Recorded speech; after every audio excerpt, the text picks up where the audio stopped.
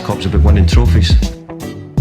I'm inexperienced in a lot of those things. 3-0. Sorry for smiling there. Almost lost the cup and you win it. The new European champions, the treble, the dream come true for you. Oh, I can't believe it. I can't believe it. Football, bloody hell. But they never give in. And that's the winner.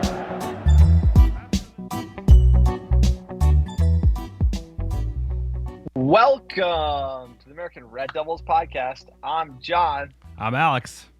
And we're bringing you the best Manchester United news from this side of the pond. Woo, sir. How we doing? Preseason is officially here. The Eric Ten Hag era has officially begun. You are on the road. It's the summer. Still, transfer window's open. United is moving relatively slow.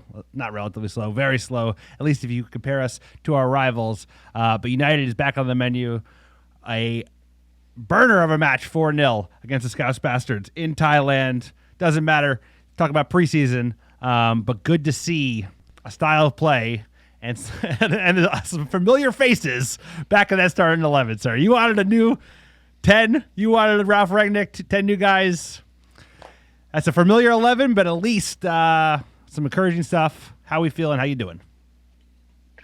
Look, 4-0 against the Scouse Bastards. I'll take that any day of the week. Preseason officially underway. I cannot believe it.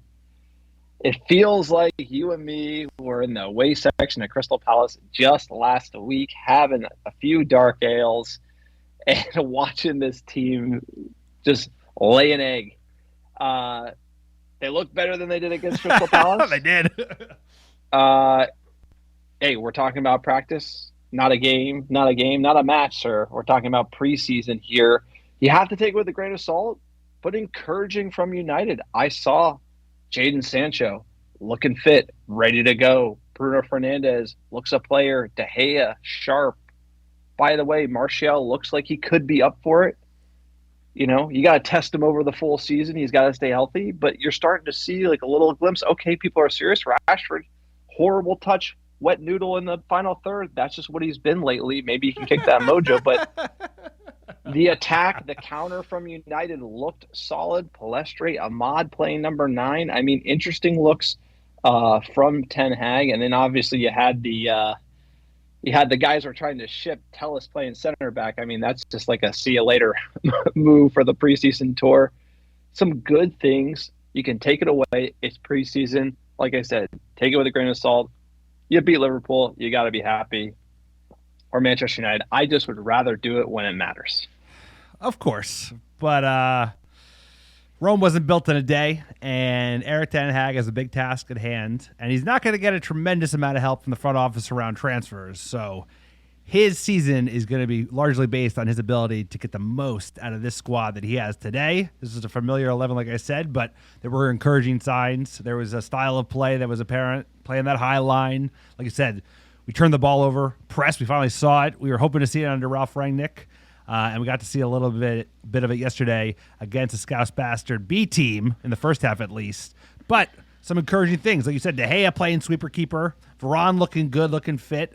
Bruno, Jadon, all players that look like they're ready to play under a proper manager that's going to give them clear instructions, feedback about what they can do better. And they got some of them look like they got the hunger back. So exciting times ahead. Got to be encouraged. Transfers, they're slow going. The boys are flying down to Barca to try out the paella on the promenade, sir, while they do deals and figure out deferred wages owed to Frankie de Jong.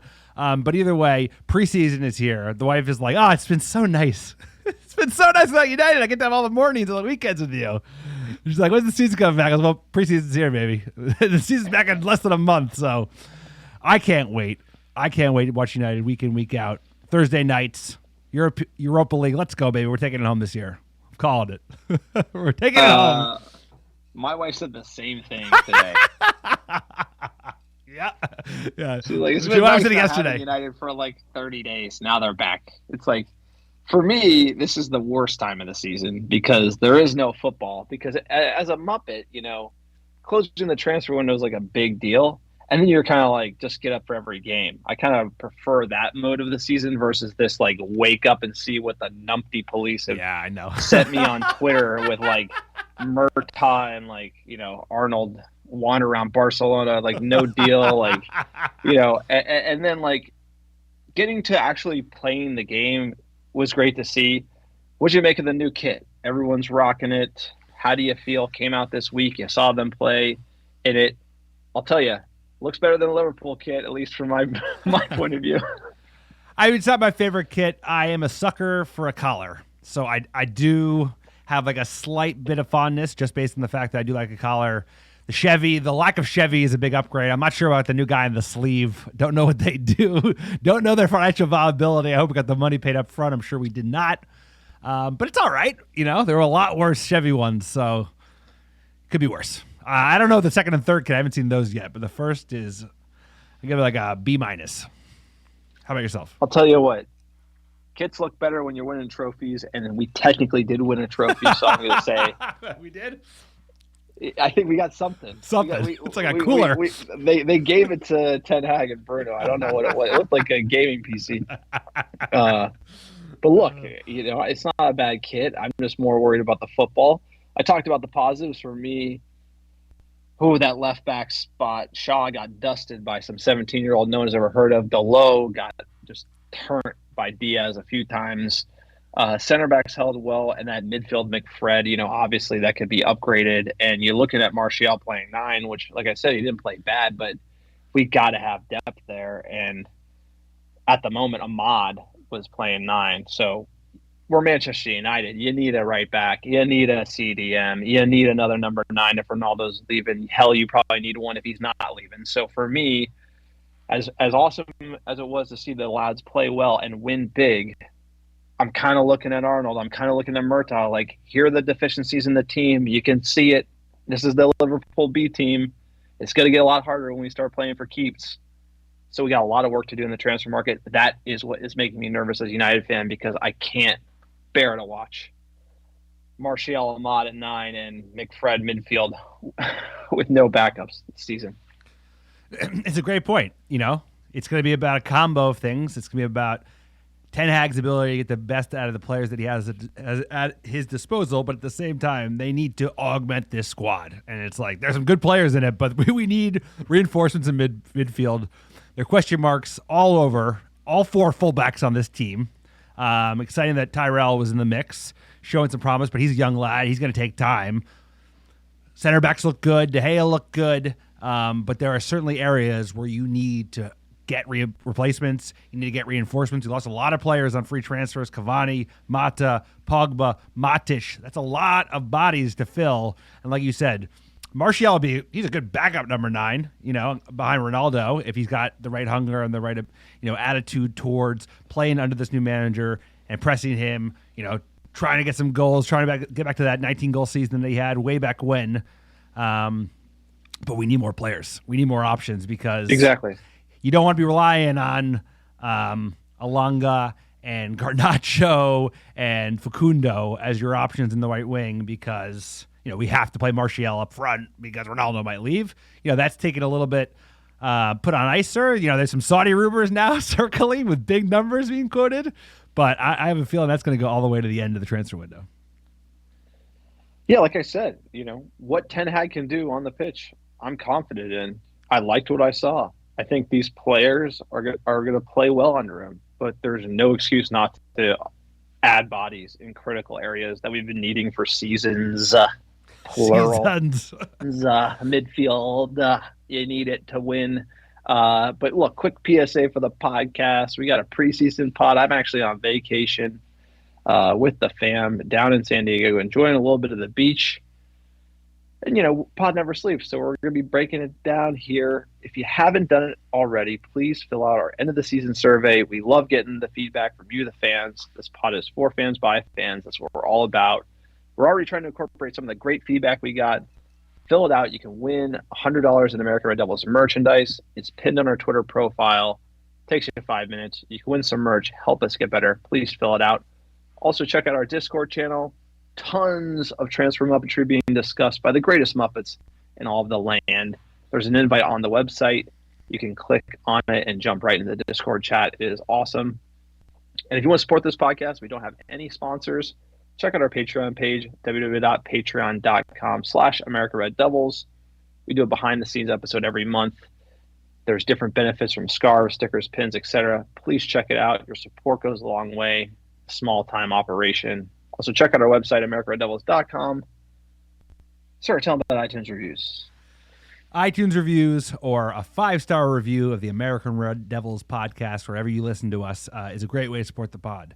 Here's all you have to do. It's a great way to get yourself some free merch. Write a 5-star review on either iTunes, Spotify, or wherever you listen to us, and send a screenshot of that to AmericanRedDevils@gmail.com with your mailing address, and I will personally pick, pack, and ship some free ARD gear. Send it straight to your door. It's a great way to support the pod, help the pod get found by other Muppets and huge fans of Manchester United like yourself.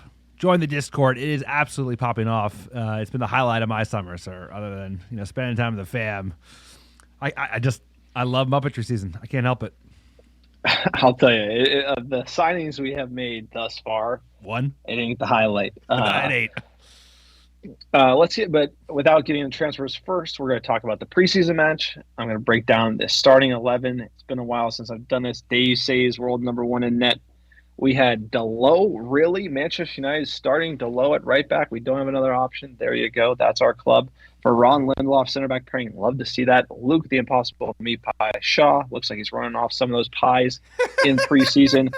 We have the McSauce midfield. Can't get away from this one. Fred. It is. I would have to say, didn't look Fred. I believe in Fred, but McTominay has to be the backup. Put Frankie in here. McTominay's got to be the backup. Please save us. Somebody. Bruno at 10. Sancho on the right. Rashford on the left. Martial up top. 4, 2, 3, 1. Seen this movie before. What do you make of the lineup? Can't quit it. That 4-2-3-1 ain't going nowhere. At least with not more additions to the squad. But hey, this is who has available. Apparently Maguire had a knock, but I did like seeing Varane and Lindelof together. I thought they looked tidy. De Gea looked confident.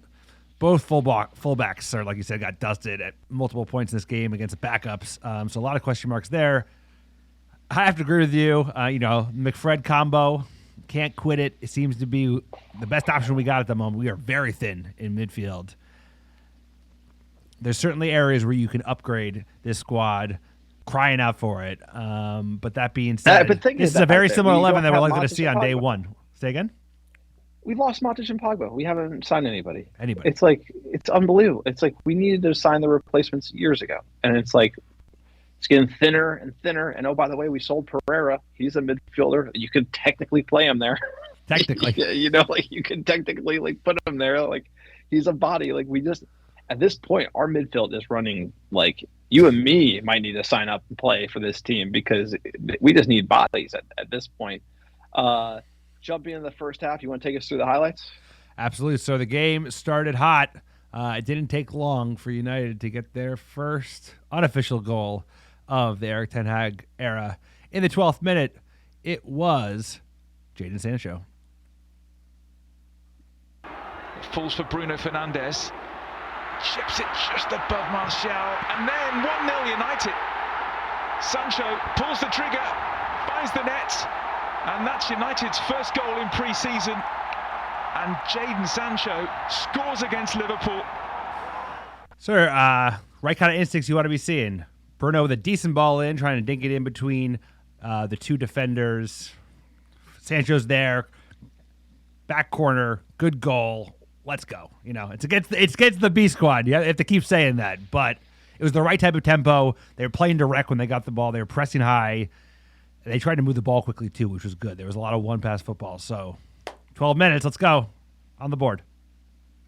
Good finish. Sancho looks sharp. I would say the big positive here, Bruno, Sancho, they look up for it. They do. And if he can hit the ground running, he could have a real season for Manchester United. He certainly could. He's due. Hot start. Last season wasn't good for anybody, especially not Bruno. But I think under Erik ten Hag, with the right direction and system, he could really thrive, especially if you get the right midfield behind him. Speaking of a player, you mentioned it in the intro that I think will certainly thrive under the new manager.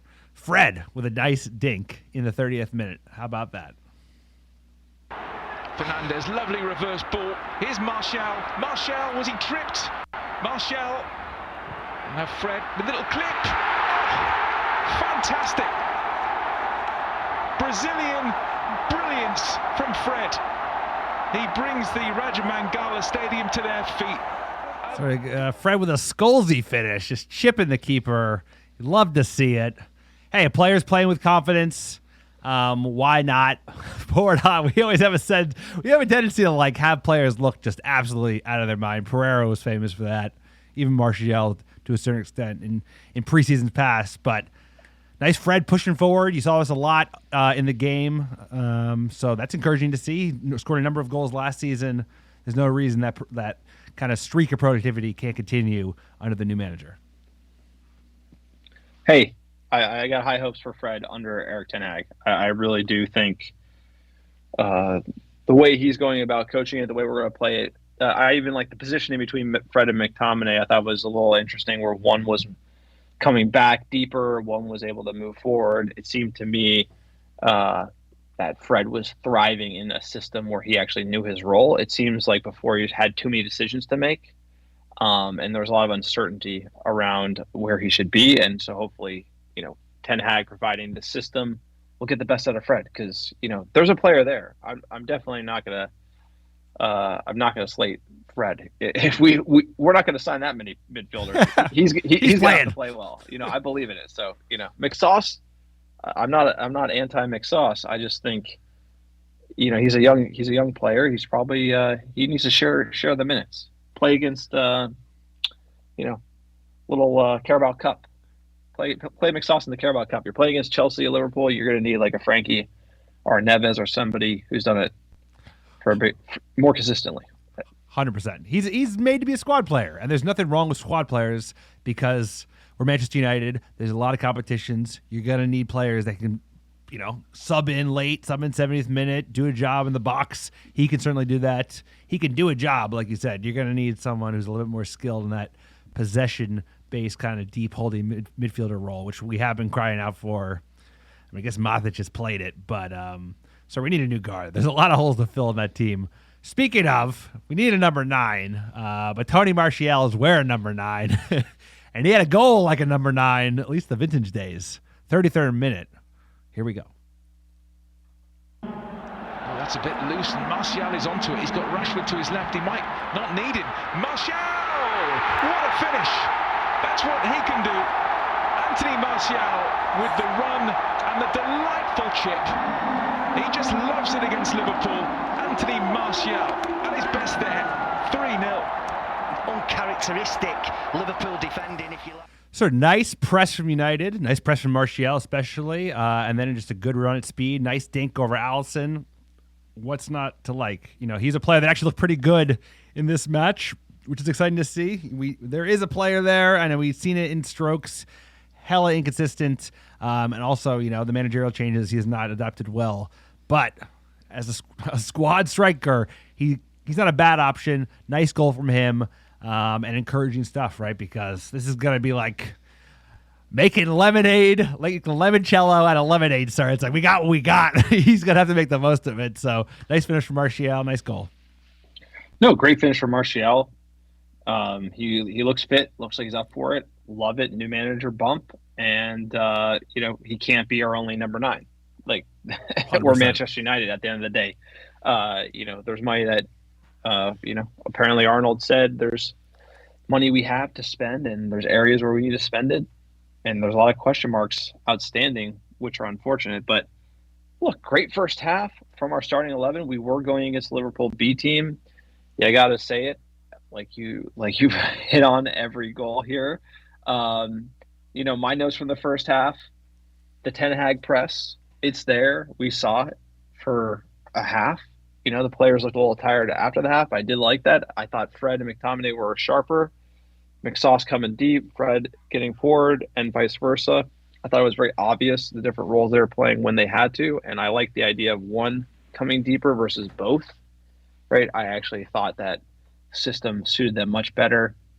Counterattack looks sharp. Bruno's fit. Sancho's fit. Martial's up for it. But Rashford, again, doing too much in the final third. Sancho set him up on a plate, and he just like scuffed it. That's kind of what we've seen from Rashford. So, give him a game, but just assuming that this front three is going to be able to carry us all year, I think is a long shot. At the end of the day, we do need attacking reinforcements, whether it's Ronaldo or insert player from the Chinese league here on the last day of the window. Is Gallo available? The Liverpool B team did split the press. They did create chances on both wings. I want to say a lot of the times we had trouble when we were being attacked or high up the pitch, and then the low Shaw first cross coming in, weren't able to stop it. Diaz dusted the low, like I said, and when you play for keeps against the big teams, Delow's going to be a liability. He's not going to give you that world-class attack going forward, and he's not going to be able to plug the gap. You got Varane there, but at the end of the day, you can only do so much. So you got to sign a right back if you're Manchester United. We saw AWB come out in the second half, and liability is all I got to say about that. De Gea looks sharp. He's earning his wages. So some positives, some negatives on the defensive side, but the pitch was tilted. We were winning it high up the pitch. We had a lot of opportunities.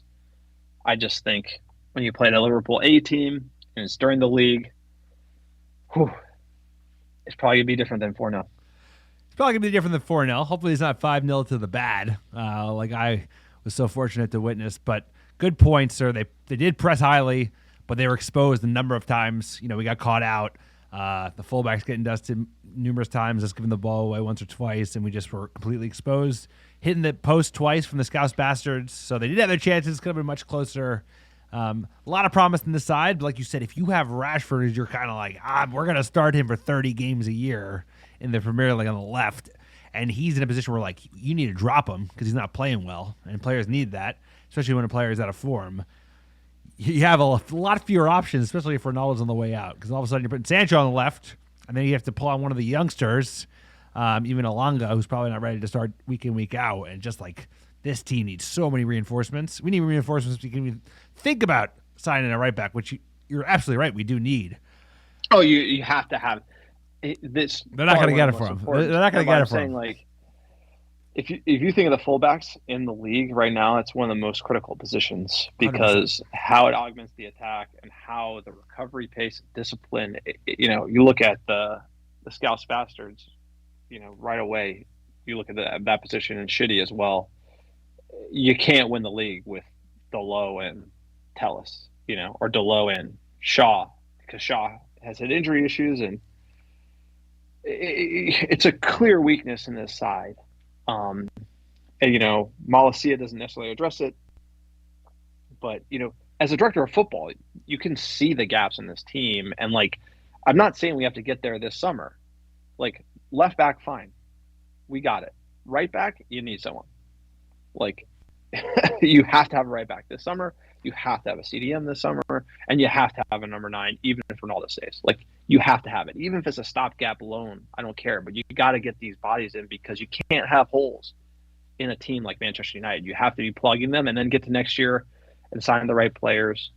Jumping in the second half here, we had Eric Bailly and Telles center back pairing, which was a riot. We got to see Malacia as well. Tom Heaton came in and featured. Amad Diallo played number 9. He was flanked by Alanga and Palestri. Wan-Bissaka played right back. Donny played 10. Charlie Savage played in the midfield with Zidane. Sir, he had Zidane? Iqbal. Iqbal. So kind of a smattering of the B team here. I thought it was interesting with Ahmad playing number 9. Coming out, Telles didn't really do well at center back.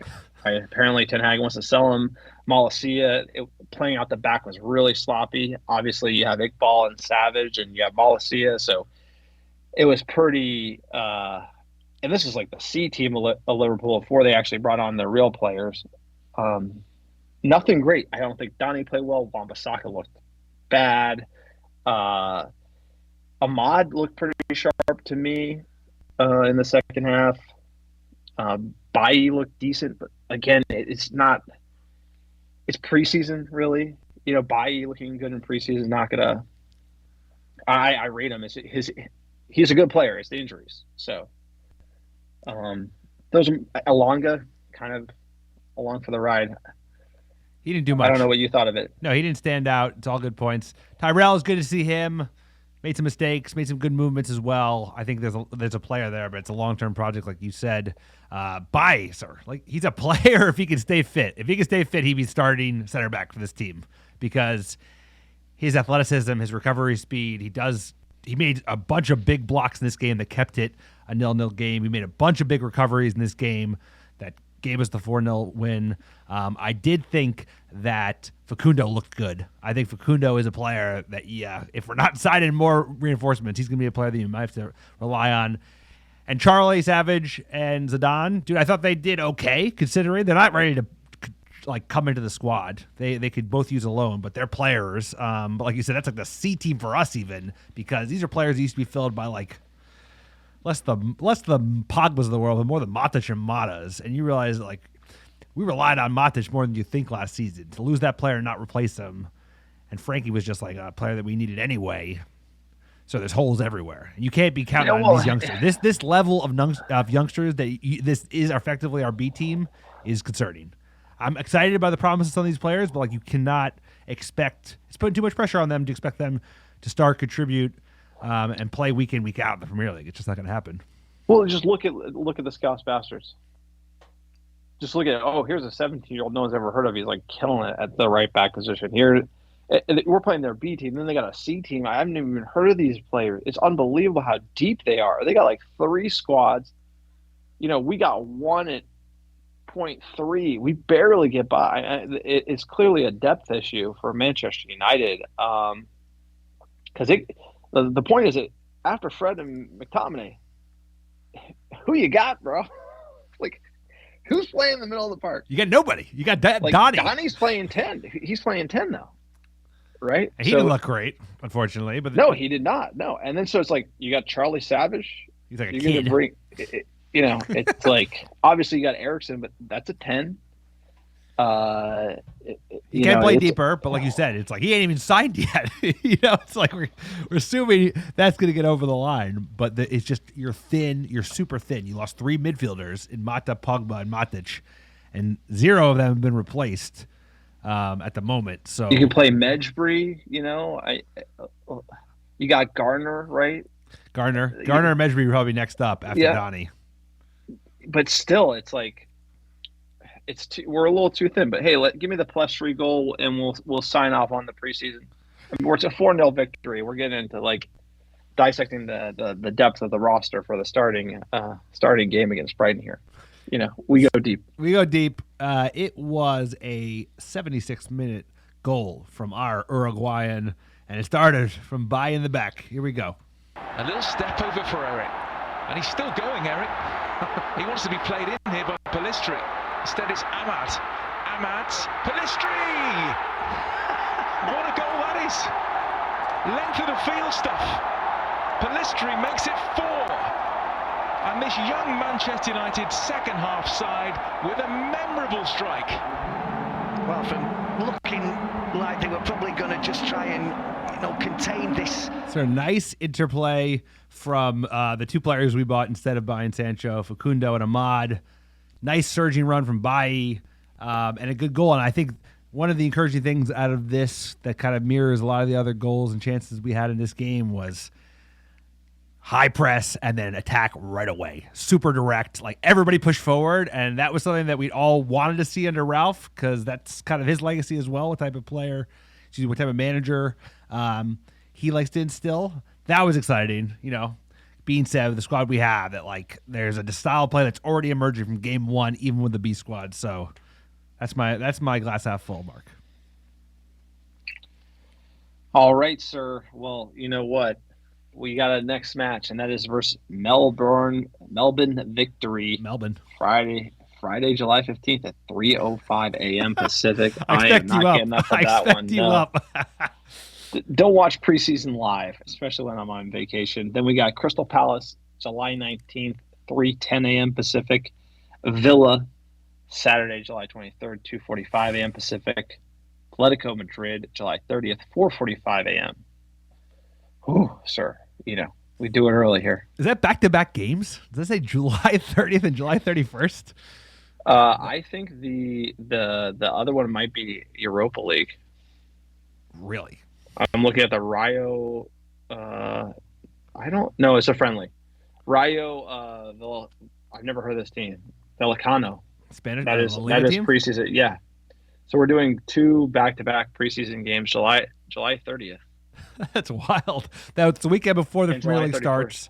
Sunday at home against Brighton, sir. That is 3.5 weeks away. That is right around the corner.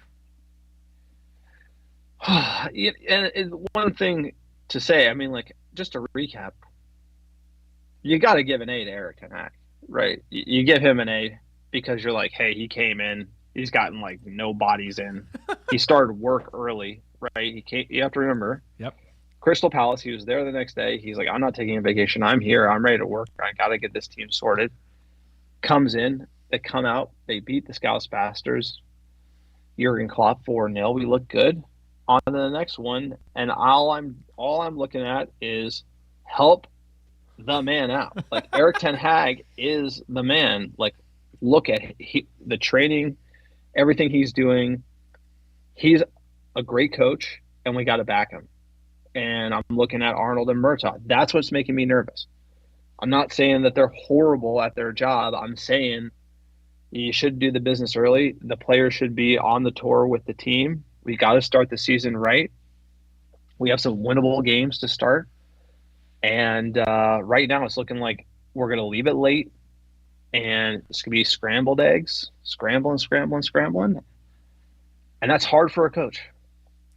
It's hard for a coach. Like, even if you get Frankie and you get him 2 weeks into the season, it's going to be hard. That just makes it more difficult. So starting the season with the 11 that we just played the Scouse Bastards with will be an uphill climb for Eric Ten Hag. And look, I back this manager. I just wish we could get some business done a little quicker. And I had to look, sir, and I totally agree. The window closes on September 1st. So there are still like 7 long weeks to this transfer window. And unfortunately, there are like players that need to be sold in order to buy backups. So this is going to go all the way to the end. Like, I would imagine we're doing business to the 11th hour to try and just get more bodies in, because 100% right. The positive signs for Eric, even in training, it was like encouraging. There was just a level of intensity and focus that you hadn't seen from these boys in a while. And like, they look like they were hoofing and like gassed in a way they hadn't seen. And the guy just looks intense, like he has a plan, came early, and is here to bring it. And you just need to give him the tools to be successful. There are great players in this squad, but he needs reinforcements, and I think it's going to run all the way to the end. So we're going to be, like, the season starts as early as it ever has because of the FIFA World Cup in Qatar starting in November, sir. So, like I said, 3.5 weeks, August 7th, we kick off against the Seagulls at home. Can't wait for that, 6 a.m. Compared to 3 a.m., that's easy. And you know what? He's going to have to deal with players coming in late to the mix, and that's the problem. But that's going to be the hand he's dealt, because, unfortunately, this is Manchester United. Even if they can get sign-ins, it's going to take a while. Speaking of sign-ins, let's get into the transfer muppetry from Fabrizio Romano heating up right now. Twitter is kind of all alight here. Sandro Martinez from Romano. Manchester United executives now back in England in order to get final approval by the board on payment terms and agreement for Lisandro Martinez. Talks in final stages tomorrow. New direct negotiations. Personal terms are 100% agreed. Sir, you get access to the player. You agree terms of the player. You close the deal with Ajax. It sounds like Lisandro Martinez will be playing for Manchester United. Hopefully we'll get him out to Australia shortly. What we've been following, he's went back from vacation to Ajax to push for the move. He wants United. He wants Ten Hag. 5'10", Argentinian, left-footed center back. Looks to be a proper player. Done a job in the Champions League. He absolutely locked down Holland. What do you make? top tier center back coming into Manchester United. Can't hate that. Can't hate it at all. 24-year-old, like you said, 5'9". Maybe if you're generous, you're you're rounded up to 5'10". I always could appreciate that extra inch. Dude, he's a player. He knows what Erik ten Hag expects, his playing style. Obviously, if we're going to get one player out of Ajax, this is the player he wants. And I think the fact that if you look at where he's comfortable playing in both center back positions, left back, and CDM. And it's like, well, Frankie, that thing has hit the skids. We'll talk about that in a second. So the fact that, hey, we need a center back anyway, a backup if we're going to ship by or Phil Jones. And you also certainly need someone who can kind of be a stopgap in midfield. I think that probably pushed the hand of get this goddamn deal done. And I'm glad they did. This is an exciting deal. They're paying top bucket. It's like 50 million pounds fully loaded. But he does rate the player. You should know him. He played under him. So I'm getting behind fully behind the new man. And he's our DOF. Dude, if this is who he wants, then this is who he gets. We're overpaying. 100%. So I said something nice. So the new ARD rule is American Devils rules. I said something nice. Now we're overpaying, and it feels to me, and this is like when I'm the director of football role at a club like Manchester United, like a club like Brighton, or their recent director of football who just left and went to Newcastle, or any top tier director of football at Shitty or whatever. It's like they look at the squad and they figure out what we need. And I just think that Murtaugh right now is just doing whatever Ten Hag wants. And that reminds me of LVG. It was LVG just shopping and picked all these players, brought them all in. And then how did that go over the long term? And it was very difficult, right? Because director of football needs to plan over 10 years, over 5-year contracts, plus an option, et cetera. And that position needs to be a little more, have the long view versus Ten Hag, just like, I need a guy today. This feels to me like shading more to the Ten Hag side, because if I was a director of football and I looked at what Manchester United need right now, like I mentioned, right back, CDM, and a striker. Like that to me are the top areas we got to plug. Another center back, if I was director of football, I'd be like, I can't buy one until we sell 2. You gotta sell somebody before you make this move. And so I just don't. For me, it's more of a priority issue. I think he's a great player. Can he do it in the Premier League? I don't know. That's a big price. That price says he can. So that price tag says you better do it. And then you're kind of have a lot of center backs now. If he could play right back as well, I think that'd be a different story. He does provide left back cover, but now we have 3, so we definitely don't need more left back cover. He can cover CDM. That is much more interesting to me. But at the same time, this screams a little bit like, is this what Manchester United need right now? And the answer is, you could probably get by with Harry, Varane, Lindelof, Bailly. You haven't dished Tuanzebe yet, and you got Philly Jones. So there's a bunch of center backs at United. I totally agree. I mean, it's a good point. You'll take them as long as you're getting 6 players this summer. This is 1-2 now with Tyrell. You get 4 more in those positions that you spoke out about, 100%, then it's a different story.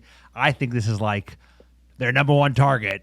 They just flew down to Barcelona like a bunch of goofballs, and that didn't go very well, apparently, because Frankie hasn't even agreed to joining United, according to Fabrizio. So this is a player that you can get done. You have a friendly Ajax. They probably greenlit one player. You can sign one player. This is the player he wants, and it's achievable. And they need achievability at this point because he is the DOF. He's telling them who to sign, which has its shortcomings. I like to think he's going to do a better job of player recruitment than LVG. He better, or we're in real trouble. It's a balance. So the whole thing is, to me, it's a balance. It would be like, it's understanding where the core issues are for the team, and then saying, okay, we really need a CDM. And Erik ten Hag's like, I really want Frankie, and you give him 6 weeks to try to get it done, and you're like, all right, man, we're gonna get Tielemans or we're gonna get Neves. Like, you just have to say, hey, we tried. we got to move forward. The team needs somebody. We can't leave it late. We got to move on. And like, that's the tough love director of football down to the manager. And the tough love would be like, hey man, we have too many center backs. Like, he's a great player. We can't buy one until we sell one. And I'm working on that. Right. That's more of the conversation. So it's like those two have to work together. And right now this feels more of like Erik ten Hag wants Frankie. They're just going to keep trying to sign Frankie. Erik ten Hag wants a center back. Despite our roster being overloaded in that position, they're going to do it.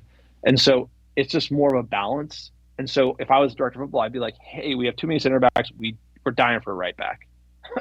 Unless you want to play AWB, like we need a right back at Manchester United. And then obviously Ten Hag can give that list to the director of football who can try to go for it.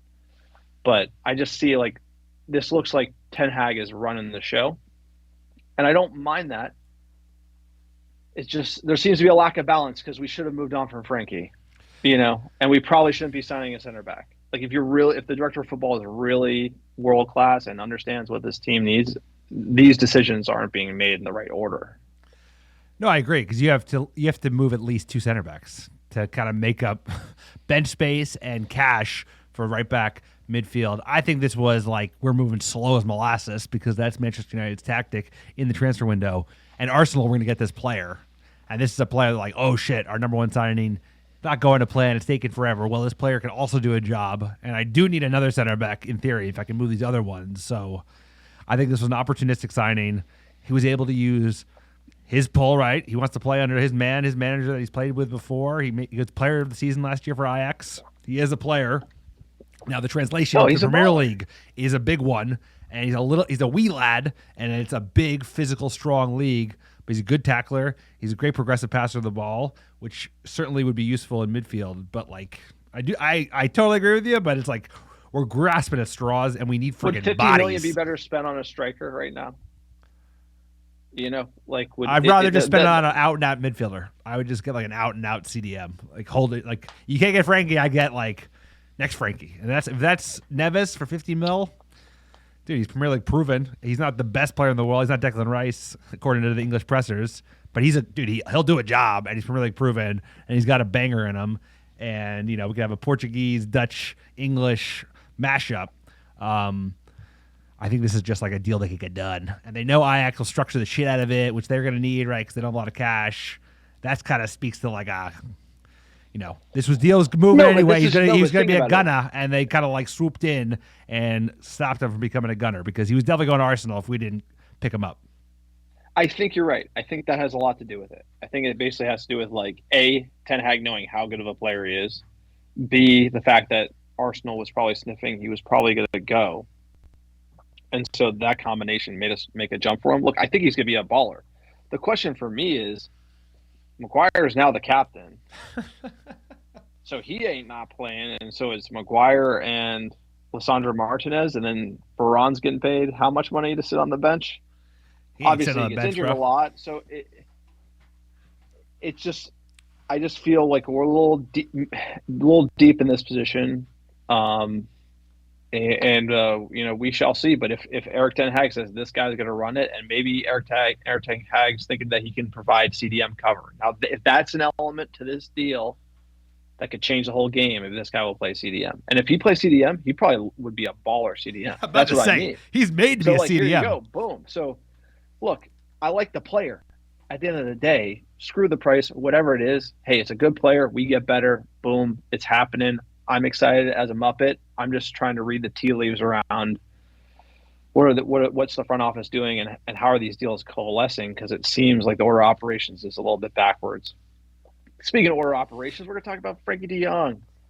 Who? Per Romano today, Frankie de Jong's agents, Ali Dursun and Hassan, can't even pronounce that last name, have informed Barcelona Frankie has no intention to leave. Also, Frankie and agents are not accepting any salary reductions at Barcelona or talks related to that. Manchester United are also informed, deal now stalling. This is from Fabrizio Romano. Now, today, right? I woke up, I got this tweet. I am not happy at all, because this is just, this from the Muppet perspective. What are we doing? I know. Player doesn't want to leave. Mid-July. It's mid-July. Okay, Frankie De Jong to Manchester, like you talk about Lisandro Martinez pushing the move to Manchester United. I love that. So whatever I said about the order of operations, player wants to play for us. That's the guy I want at United. What has killed us in the past? Big money players who come for the money. They don't want to play for United. Sanchez, like go down the list of all these. Pogba, I think he wanted to play for United, then it didn't go his way, and then it became about money. It just this type of just bloated contracts. Like Frankie, it seems to me he wants to stay at Barcelona. The only way that he'll move to Manchester United is because he doesn't want to take a pay cut. So he might be using United like Ramos did to put pressure on Barcelona. Everything he said is he wants to stay at Barcelona. We haven't agreed terms with him yet. And so it feels like it's a really big risk to be running a saga like this with a player like this, because at the end of the day, he could just be fucking with us to get Barca to pay up. Yeah. And that could be the whole ruse here, and we're left holding the bag. Our boys are in Barcelona eating paella for no reason.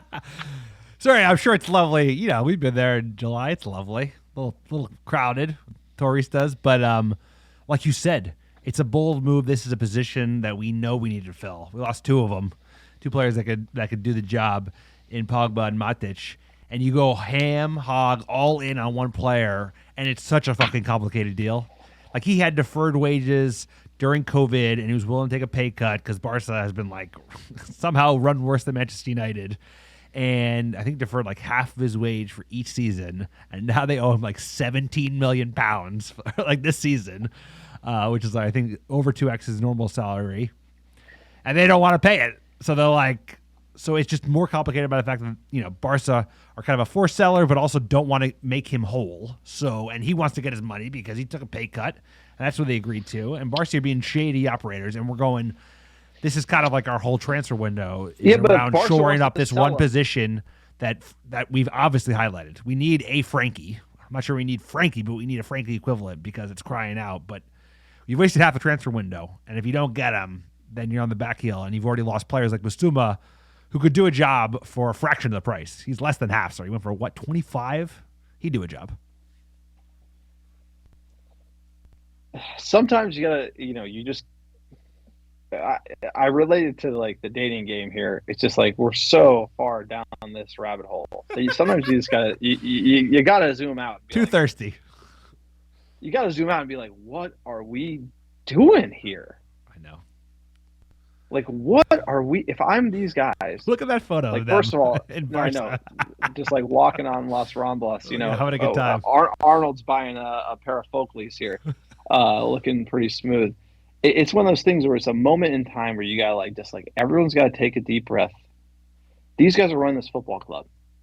It's the CEO and the director of football at Manchester United is strolling down the street in Barcelona. Like, it.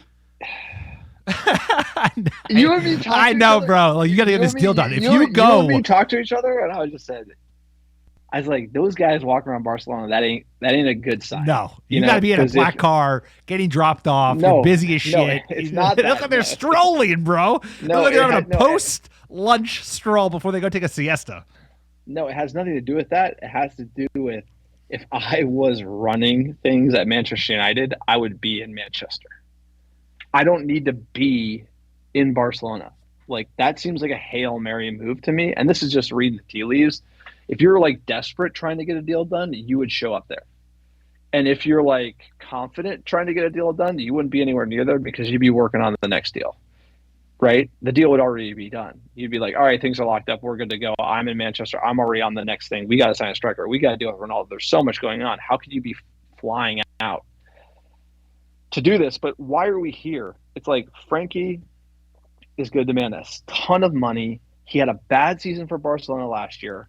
Barcelona want to sell him. The question is if the player wants to join. It's always been that way. From the beginning, it was Barcelona have to sell a player. He makes tons of money. He's a great player to get off the books. And oh, by the way, here we are as Manchester United. And the question mark all around him was, does he want to play for Manchester United? And that's never been answered. So at the end of the day, his agents are coming out playing hardball. It could be this could be 4D chess. They could be there and they have a very confident deal, and the agent's playing hardball with Barca, and this is all BS, and we're going to sign him and lock it up. Now that could make more sense, because why the hell are we spending so much time on him? And if this falls through, and we don't get Frankie De Jong, this is like, talk about egg on your face for Manchester United. I mean, like, what are we doing? I think we should have moved on to the next midfielder a month ago. Honestly, you can't be playing tit for tat. This is like when Sergio Ramos wanted to come. I knew he was negotiating for a new deal. That was so obvious, of course. So this seems like a leverage play from Frankie, in my opinion, because that's why he's like flirting, a lot of flirting, not a lot of nothing. That's the vibe I get. Some people think Murtaugh and Arnold are geniuses, and it's all done and dusted, and this is just like a ploy by his agents to play hardball on the wage side with Barca, and that could be a viable way to look at it.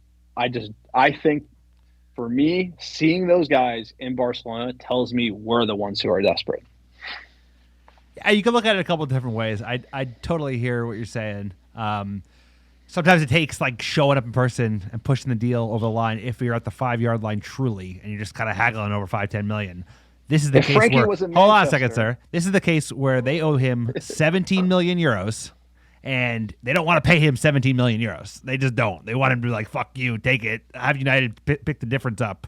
They're trying to leave him with the bag, and maybe that's a part of it. But if you go down there twice and you let this much time go, and you know these two Premier League players, bro, you ain't getting Tielemans or Neves for 25-30 million. You're going to have to pay 50 easy. And, like, you know how much Leicester likes to put us over a barrel for Tielemans, and I think he's even in, like, his last year of his contract. They'll still take us for at least 50 million pounds, and then you're a forced buyer. They know you're desperate, and it's just like it's a bad situation. So you've gone all in on Frankie. I hope that this is just, like, what they needed to get the deal done, but last-minute posturing is possible. You don't have negotiation with the player. You don't have terms with Frankie.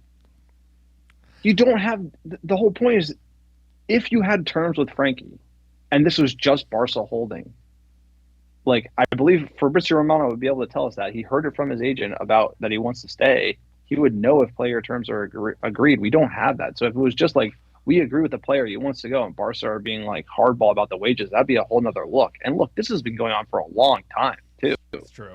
So if it was at the end stages and it was this way, like, you know, some people are speculating, like, we would know more about it. Like, we would know, like, Frankie wants it to go, wages are done, Barcelona just being the problem. Like, that is literally what we would hear. I don't think there's 4D chess going on. I think we, like, literally are on the mission to get Ten Hag this player. We look desperate. Those guys are walking around Barcelona looking desperate. And they look desperate. And today it's tweeted out, like, he ain't coming. So he can still come. Crazy things happen. But if he does come, I always question if he wanted to come, because it doesn't sound to me like he wants to leave. Because if he did, you would hear from Romano, like Lisandro Martinez, player pushing a move. He's at Ajax. He wants to leave. Like, those are what you hear when the player wants to go. Wants to play with Erik Ten Hag. That's part of the draw. You don't hear. No, it's true. He doesn't want to leave. I'm hoping this is posturing, but the fact that he's like, he doesn't want to leave, and they're not calling it out as Barcelona unwilling to pay him He said in the wages. press conference. No, I agree. He said in the press conference, I don't want to leave. I'm at the best club in the world. It sounds to me like he wants to stay at Barcelona and get paid a lot of money. Time to move on. That's what it sounds like Time to to me. move on, right? Better Premier League proven player. I'm all about that. You know, I always thought Frankie was kind of a punt because he hadn't had the most stellar career at Barca in the first place, playing La Liga. It's just like, he's top dollar. Dude, Top dollar. Is like, you spend 40 on Ruben. Dude, here's the thing. The Matrix doesn't know if he wants to play for United. Yeah. He's going to get paid a ton of money. And he is on bad form. Why would you want to go near that player? And the answer is Erik Ten Hag wants him. So maybe the director of football needs to push back on him and tell him, hey, we got to go get Tielemans or Neves. But we got to get somebody. At the end of the day, as a fan, Who'd you want of those two, sir? Who'd be your care. preference, Ruben or Neves. Yori? Neves? Neves. There you go. Both. Yeah, Both, because we we're could Manchester use both. United. We And could by use the way, both. we got to replace Paul Pogba and Matic, so we should get both. Eriksson should be done soon. Medical has been scheduled per Romano. The Ronaldo watch. Apparently, Chelsea, Tuchel doesn't want him. The American owner wants a flashy signing. He wants him. Who knows? I doubt that's going to materialize. You had the Saudi rumors. PSG is rumored to say no, but then everyone said that's unreliable. Bayern's already said no, but apparently Mendes is going back to Bayern. There's nothing on the Ronaldo front as of late. When Saudi rumors are coming out, Mendes is like... He's spinning plates, dude. 50 million. Dude, he's working hard. He's working really hard, and there ain't nothing out there. And that's the question: is how bad does Ronaldo not want to play for United? Oh my God, right? I think he'd rather play for Manchester United than some unknown Saudi team. Imagine it's pretty hot, sir. Those games are pretty hot. They probably play like 2 in the morning. I'll tell you, Ronaldo doesn't like to lose, and Ronaldo, every time he wants to leave, he usually leaves. And the only time that he wasn't able to leave was when Sir Alex Ferguson kept letting him stay. And he only deferred it a year, right? Because he did end up leaving, but he kept him for one more year, won the league again. And Ronaldo was like, I want to leave Juventus, and boom, big deal done. He says, I want to leave United, and there's nothing. That's an L. And Ronaldo's going to have to come back to United after trying that move. I don't know if that's going to be good for United. No, you're right. I don't know if that's going to be good for Ronaldo. Like a pissed off Ronaldo that doesn't want to be there. He's such a professional to do well on the pitch. And by the way, there was opportunities today that if he was playing, he would score. He'll score loads of goals. He'll run when they do when they turn the ball over, and all he has to do is sprint for 30 yards. He'll score loads of goals under this manager and with this team. Think about it, September 1st, dude. I know, bro. Ronaldo I told you 7 more weeks. Does he come back for Brighton? Does Ronaldo come back for Brighton? No. I don't think he comes back. I don't think he comes back until the window's closed. All right, jumping into the fan questions. We had some spicy ones. At Jamie Clayton, stop the vote. What a performance by Sancho in the first and Bailly in the second half. Manchester United playing 3D chess with the world by bringing in a Dutch mastermind, signing nobody, and bringing back Tony Martial to lead us to Zion. Hashtag Blazers out. That's a great tweet. That's great. Martial. 3D chess. Signing nobody this summer. Hey, I certainly agree with one point. Dutch mastermind. I think Eric Ten Hag is the real deal, and just give him the tools to be the most successful. He'll get out a lot. I think he'll get a lot out of this squad, but it's a competitive league, and it's only getting more competitive. And we got glaring holes to fill. At J.A. Smith 99111, quote, I know it's only preseason, but I like the signs of better fitness, discipline, and coordination. With that said, we desperately need more signings, need more depth and talent in midfield and up top. I feel like you read my mind there, Jason. At D_Cole18, quote, I've said it his entire career with us, the moments of madness included. If Bailly stays fit, he's by far our best center back. He does so much. Give me Bailly, Martinez, and Lindelof plus Varane. I'm content with our center backs. Eric Ten Hag revival of our club is now underway, and we must back him and get business done. Look, the fans. Positive. I love it. But they're like, it's exactly what we said. Great game. More. More. Where's the money, Lebowski? Yeah, where's the money, Where's Lebowski? the money, Lebowski? That's need the signings. Where are they at? Need the play. It's we said it at the beginning of it. This is going to be a tough window. There's not a lot of money out there. At the Alex Davis 33, quote, I don't overreact, but 21 is coming. Some promising signs. De Gea coming off his line, Martial pressing, and Iqbal looks like a player. No coincidence the high line looks better without Harry Magoo. Harry Magoo. I like that. That is amazing. That is the dude. Whenever he plays badly, he's Magoo. Harry Magoo. At Ty Kirscher, early Eric Ten Hag days, energy and coordination seem better. Attacking seem purposeful, more than lackluster. And Pod's first trophy. Let's see what happens when Harry comes back and if Ronaldo stays. The pace and attack suffers at all. Good fun start. That's a good point. It's I feel like you put Harry Maguire and I like the idea that Harry Maguire and Ronaldo don't like each other. I just like that so much because here's the greatest footballer of all time, and then you have the only guy that thinks he's better than the greatest footballer of all time in Harry Maguire. I don't think he thinks he's better. He just thinks he's better than he is. He thinks he's pretty good. I think he thinks he's pretty good. He's a big deal, sir. He plays for England. Did you know he's he plays I'm for England? The captain. Why would the coach make me the captain if I'm not better than Ronaldo? There you go. Because Ronaldo wants to leave. That's how smart. Ronaldo wants to leave. That's why.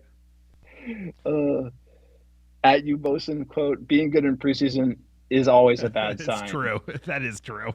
If you look at the last 7 seasons, it's like the better we play in preseason, the worse we do. And that's a good point, and I can't believe I haven't hit on that, is that there is no, like, I've watched preseason for a long time for Manchester United, including going to games in the States. There is zero correlation with preseason and the season. There is none. You want to think there is. It's the only thing you can say is, hey, Sancho came in after the Euros, wasn't fit, and you saw how that went. Now he looks like he's dialed in. Like, that's all you can say. Is like certain players are poised for a good start, but how they're going to finish, you don't know. Like Martial could have good 3 games and then, back to the 15. But the fitness is encouraging. The tempo, like the work rate, like that is something we haven't seen in freaking years, even under Ole. So that is encouraging, but you need more than just that. It was not full. It wasn't quite testimonial pace, but it was not. I know. It wasn't EPL. It was not it also takes, I always say it takes 4 games to really get going in the league as well. Oh, yeah. Like, a month. It does take a few games.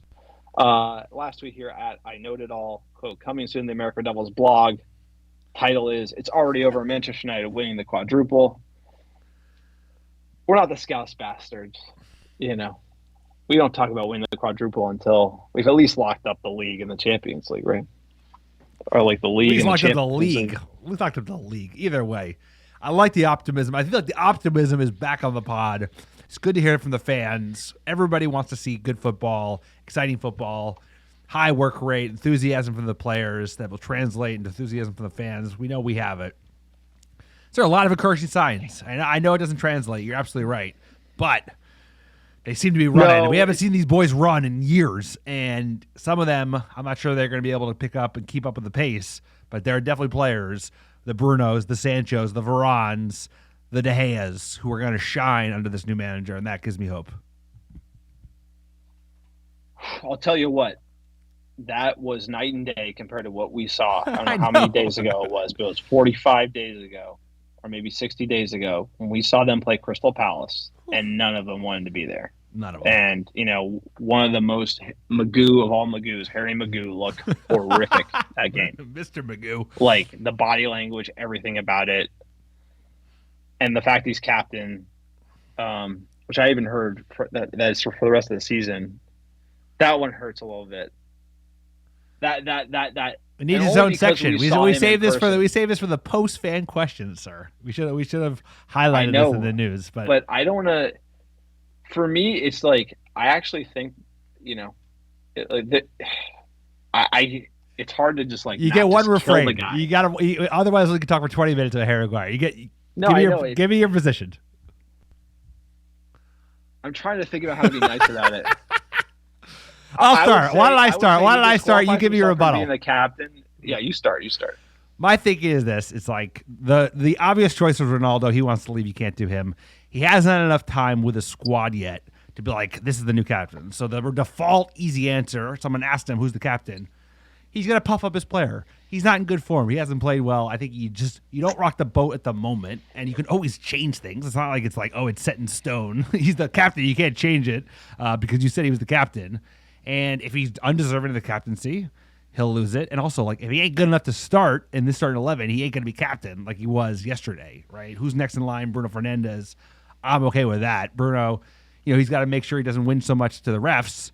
But, sir, he's got to earn it. And the only way you're captain is if you're in that starting 11. And the fact that we're signing another center back means there's no guarantee he's going to be in that starting 11. So why rock the boat? No, it wasn't a caveated captain. I think Simon Stone said Harry Maguire will be a captain for this season. Obviously, it can change. I think somebody said Erik ten Hag had the players vote. So, it could change. The problem is him making Harry Maguire the captain just, by default is kind of what Rangnick got into it as well, where changing it now hurts the team, where, Harry's not going to do anything to, necessarily, lose the captaincy. But for me, the key element is, the off the pitch. His interviewing was atrocious, Greece. social, like liking the post about Ronaldo, whatever. It's more of an accumulation of things, like him drinking out and getting caught, like taking photos with fans when Ole was fired. Captains don't do that, and I just don't think the intangible element of the captaincy is a good look for the team, because like all the things we complain about like them being social media FC and not having their feet on the ground, all like him sharing the highlight reel of himself on his social media when like we're playing horribly and he's like one of our worst players, just being tone deaf. The team needs somebody like Bruno could do it. De Gea could do it. The reason why I personally think he cannot be captain is because I watched him play in that Crystal Palace game, and that's the last game of the season. The players come over to the fans and clap, and the number one person that looked ashamed about how the team performed and was embarrassed to even face the fans, and it killed him inside, was Bruno Fernandes. Like, that player cares so much about this team. Harry Maguire looked like he couldn't be bothered. He barely even came over to the fans. Like, it doesn't bother Harry Maguire. And I think as a captain, they have to go the extra mile. They have to, be a leader and just care to that extent. I think Harry's kind of like cashed in, man. I'm Harry Maguire. I'm great. That's kind of the vibe I get from him a little bit. Like, if he was a little harder on himself, maybe, a little more introspective, he could be that guy. But I think he doesn't get it. So he could use a Bruno motivating. It's too much for him, man. Interesting decision by Ten Hag. We'll see how it goes. It's just the captaincy, but the captaincy of Manchester United should be a big deal. And I just think it just breeds mediocrity with him having the armband. There you have it, sir. That's the way to wrap the pod. We will see. I think it's too early to rock the boat. Like you said, I don't disagree with a lot of the stuff you said. He's not going to win the Premier League as your captain. Maybe as a center back. For his spot. It's a big role. It's a big role. It still matters. It still matters to be the captain of Manchester United. This is the greatest club in the world. But imagine the captain fighting for his spot. Like, Harry Maguire, in my opinion, is fighting to play. And he's a captain of Manchester United. He's got more competition. Captain of Manchester United. We're signing Lisandro Martinez. He got more competition. That's what I'm saying. He didn't even start. I know he had a little bit of a knock, but like, I'd probably start Varane and Lindelof before him. At the moment, they look pretty good together. So, yes. Sir, I don't think it's set in stone. I think things can change. You get an injury all of a sudden, and it's like, Bruno's your new captain, and I think he's the player that probably made sense all along. As soon as he came in, he looked like a captain. But I do agree with the Ten Hag move, not ruffling feathers, but as a fan watching him all year, it's brutal to have.